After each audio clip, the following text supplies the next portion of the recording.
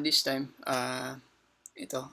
may gagawin naman tayong activity and dalawang activity yung gagawin natin today. So, unang activity is we're going to create a 4-bit binary adder, diba? Using either Verilog or VHDL, diba? So, in our case, ito yung gagamitin natin yung Verilog. And then, after natin makode, we're going to simulate it to test, diba? If working din yung program natin. Then, for the activity 2, we're going to design a simple 2-to-1 multiplexer, diba? Using Verilog din, diba? And then, aside from simulating it, i-test din natin to, diba? We're going to compare yung ating expected values doon sa naging actual outputs, diba? So, part of the testing din yun, check natin if accurate din, diba? Or tama din yung naging results. So, this time, focus muna tayo dito sa activity 1, sa 4-bit binary adder natin, diba? Using Verilog. Okay? So, yung 4-bit binary adder na to, it's about addition, di ba? So, mag-a-add tayo. Parang, this is the same thing dun sa nag-a-add ka ng number, di ba? Yung, like, 5 plus 5, gano'n. But this time, we're talking about bits, di ba? Or bit. So, pag sinabi natin bit, this is composed of either 1 or 0, di ba? Yun yung composition ng bit, diba? 1 or 0 lang. So, 4 bit, i-add natin, di ba?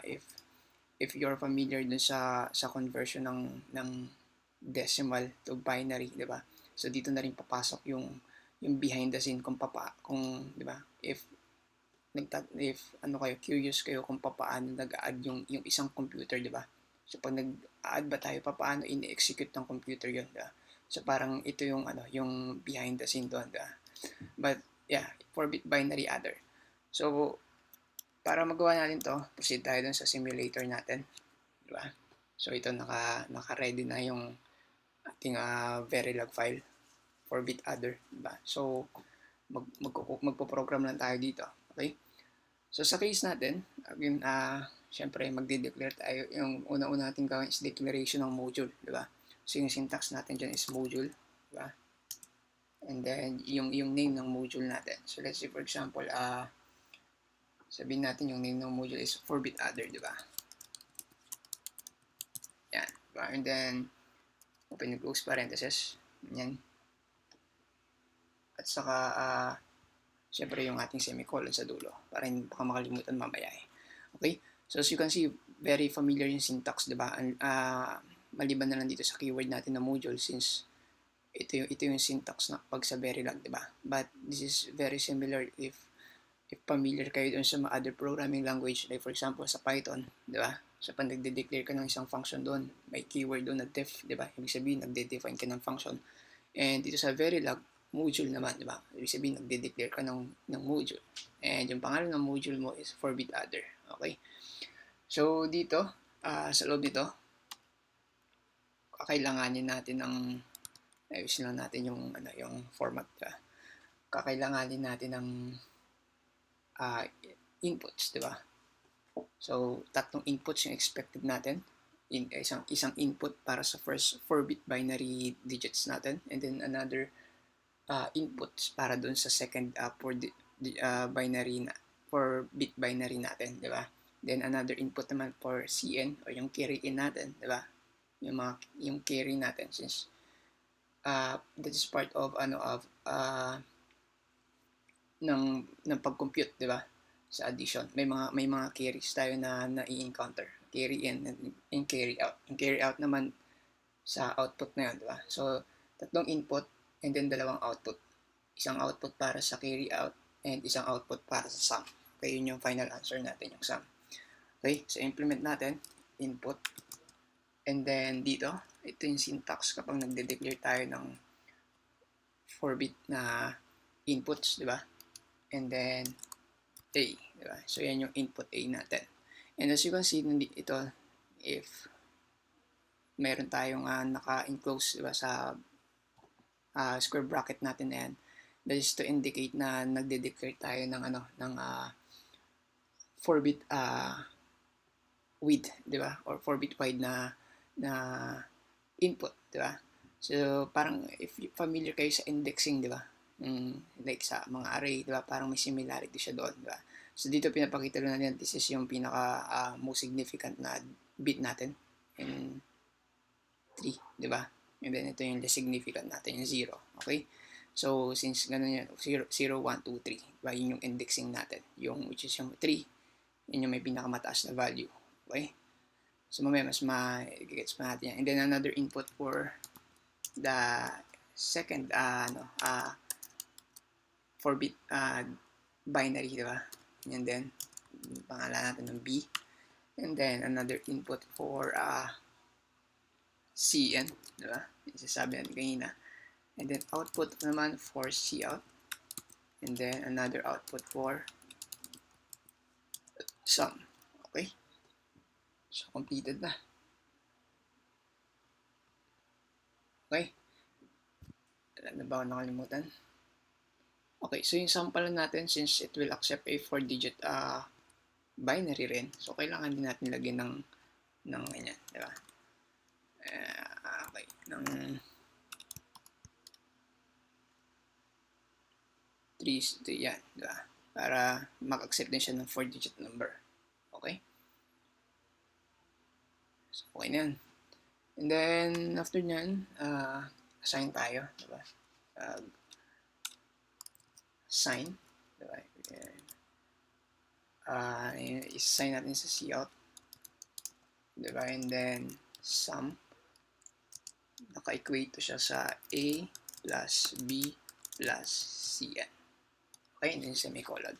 So, sasabi lang natin dito na since ito, ipapag-add natin, and then yung result nito will be distributed dito. Parang this is familiar kayo sa anong tawag dito? Yung destructure, di ba? Kung sa ibang programming language pa, tini-destructure natin yung result.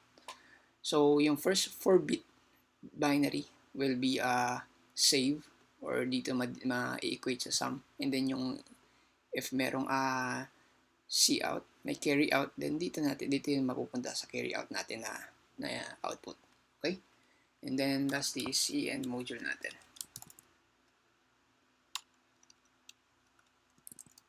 And module. Okay, like that. And module. Okay? So, isin na lang muna natin. Okay, error tayo eh. Pero wala yan. Okay, so ganyan. Ayun, sorry, wala na dyan. Okay, so tama naman kaya ito. Module 4-bit, okay. Let's test. Okay, so na-save na natin yung Verilog circuit natin. Now, i-test natin, di ba, kung working tong ginawa natin program. Now, to test it, gagamit tayo ng visual simulator dito. Diba? So, hindi na tayo gagamit ng test bench. Medyo,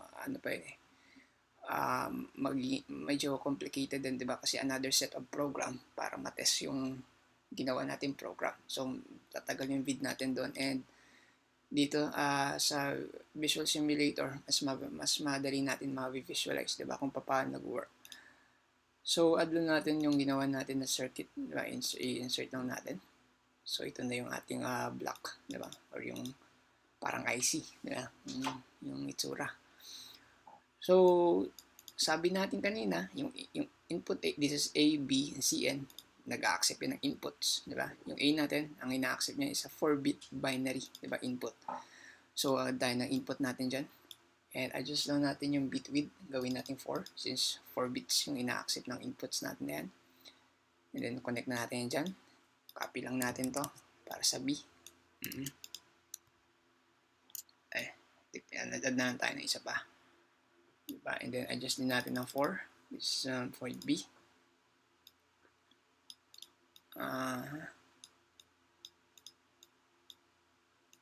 Ganyan, di ba? And then, sa CN natin, since yung CN natin, dun sa implementation natin, this only accepts 1 bit. So, isang input natin, isang bit natin na input. Diba? Okay. Natin dyan, di ba? Yan. And then, yung Cout natin, this is for carry out, yung sum is for sum, di ba? For final answer. And both of these are outputs, di ba? So, sa output ang ilalagay natin dyan. Or mas maganda siguro dito kung display na lang, di ba? para kitang-kita natin yung digits, di ba? Pag din-display natin. Okay, yung result. Sorry. This is for sum.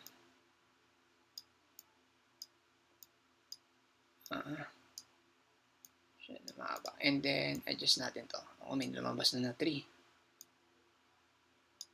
Okay? So, yan. So, as you can see, paano nag-work to? 0-0 muna natin tong inputs natin. Okay? So, if you're familiar, di ba, sa pag-convert nung decimal to binary, di ba? Let's say, for example, notation na lang tayo. Para madali. So, dito sa text. Let's say, for example, yung digit natin na 1, di ba? So, kung i-convert natin yan sa binary, di ba? Ang kakalabas into 4-bit binary, di ba? Ang kakalabas niya is 0001, di ba? Kasi yung first digit natin na to, this is katumbas yan ng 1, 2, 4, 8, di ba? So, naka-raise siya sa 2. In other words, di ba? So, let's say 1, di ba? 1 in decimal. So, ilagay natin yan dito, 0001. Okay? Yan. And then, sabihin natin na yung i-add natin sa 1 na to is yung 2. Di ba? 2. So, yung 2 na yan, kung i-convert natin yan into binary, ang kakalabas niya is 0011 into 4-bit binary. Di ba? Kasi 0010. Di ba?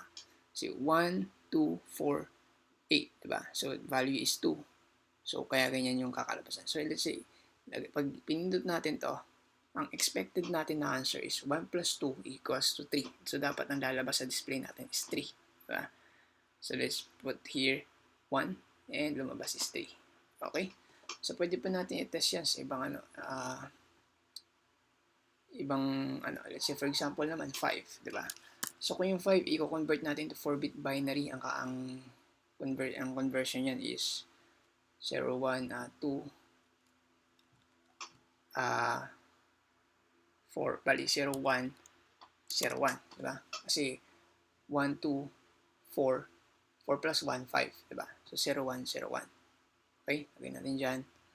And then, add natin sa 2. So, expected natin is 7. Okay? So, working yung 4-bit adder natin. Now, proceed tayo sa next, medyo mapapahaba kasi yung video natin kung gagamihan pa natin example diba? Pero, yeah, now at least napakita natin na working. Next, proceed tayo dito sa activity 2 natin, which is a simple 2-to-1 multiplexer. Diba? So, yung 2-to-1 multiplexer na to, bali, nag-work to siya.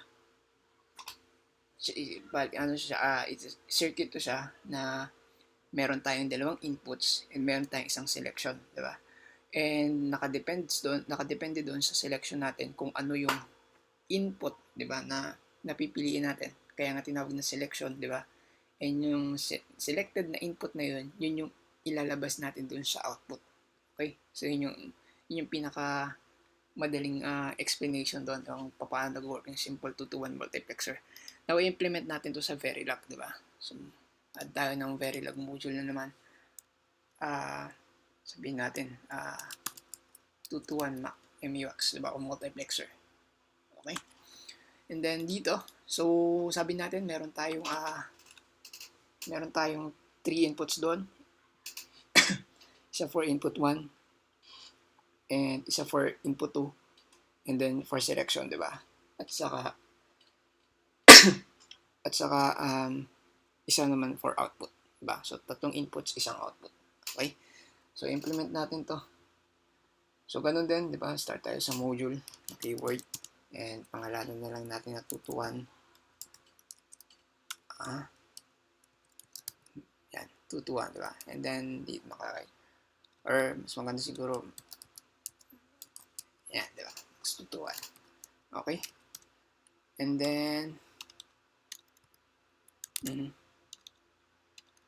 using natin yung format. Yan, okay? And then, kailangan natin ng 3 input, di ba? Input for, sabihin natin, input 1. Or parang tayo malito gawin natin input 0, di ba? Kasi usually, sa 0 naman talaga nagsisimula yung indexing. And then, another input for input 1, di ba? another input for selection. Cell na lang, diba? Para mabilis. Another out, and then one output for sabihin out, diba? Okay? And syempre assign tayo ng i-assign natin to sa assign na natin yung out ng magkakaroon tayo dito ng parang shorthand ng condition, di ba? So kapag may selection, kapag ang selection is true, i-return natin yung input 1, and otherwise i-return natin yung input 0. May mali. Input 1 and then return natin yung input 0. Diba? And mag-end module tayo. Okay? So, ganyan. Yan yung ganyan labasan. So, dito, this is a short, parang, I don't know if this is the proper syntax, yung pinaka-normal na syntax sa Verilog. Pero, yung syntax na to, this is very familiar, di ba? Kung alam niyo yung sa ibang programming language, yung mga shorthand property doon sa mga conditional statement, di ba? So, sabi lang natin dito na kapag yung cell daw is true, or yung value ng selected natin is 1, then ang i-return natin is yung input 1 natin, di ba? Otherwise, yung i-return natin is yung input 0. Okay? So, ganun kasimple. Now, i-save muna natin to, and then i-test natin kung working yung ating program. Okay? Save na. And ito, balik tayo dito. I-import natin yung circuit natin na yan. Yung ating multiplexer. Saan na yung output natin napunta? Output 1. Sorry. Mali. Okay. So, yan. Okay, so yan. May output na tayo. So, to test this circuit, saan yun?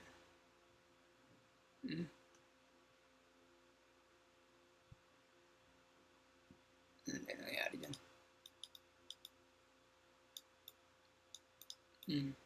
Okay. So, para i-test ng circuit natin na to, ang gagawin natin is, syempre, lagyan natin ng input tatlong to, diba? Assign na natin ng input, input, input. So, tatlong inputs and then isang output. Okay? Check dyan. And then ito dyan. Ito is dito. And then ito is dito. Yan. Okay? So, sabi natin kanina, kapag ang selected natin is 0, then yung input 0 yung i-output natin. Diba? So, kapag kapag 1 naman yung selection natin, then yung input 1 yung i-output natin. So, as you can see, hindi nagbabago yung output natin, diba? But it's try to change yung value ng dalawa na to, diba? Pag-ibahin natin. So, yung input 1 natin is 1.